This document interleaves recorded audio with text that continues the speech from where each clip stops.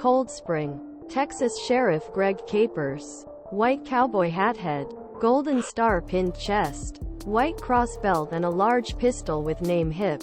Francisco Oropeza survived hundreds of police officers who allegedly killed 5 neighbors when they complained that the fire he had made late at night kept his babies awake. The sheriff said his assistants arrived within 11 minutes, but Oropeza was gone. When the search ended, Capers had a message to the victims' families. They can relax now, Capers said to a series of television cameras in May. The Erie half-sheriff later brought the coward to court from a town square. However, an Associated Press investigation led the sheriff's office to disclose that lawmakers took about 4 times longer than Capers originally said to have amassed. The AP also saw that Capers' return believed in years of complaints about previously unknown corruption and dysfunction outside the pine forests of San Jacinto County. Those experienced under his supervision are an indication of the difficulties faced by the police in rural America. Here small staff have to patrol their wide jurisdiction. It also reveals the difficulty of holding strong law enforcement agencies responsible in isolated areas where external control is minimal.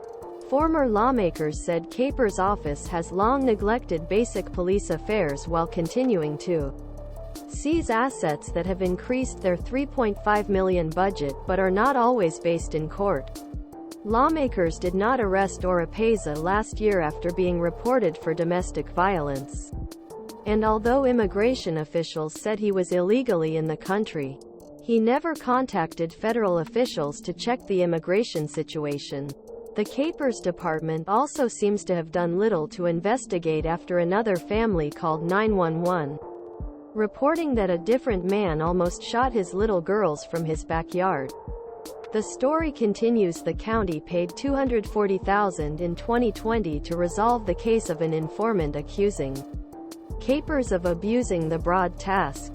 Last year, county leaders hired a police consulting firm to examine sheriff's office, but did not consider Texas Rangers' recommendation for the investigation of public corruption team.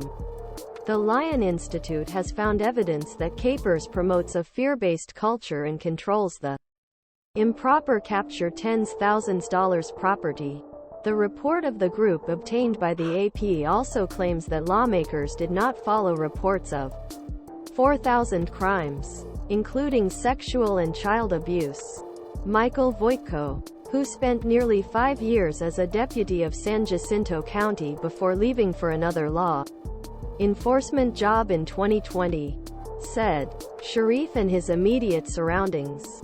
He does what he wants without considering the law and bringing any results." He said. No deputy's account was asked after mass armed attack outside of Cleveland on April 28, 46 miles northwest of Houston. Capers' second commander said the sheriff initially made his best estimate about response time. Deputy Chief Tim Kean added,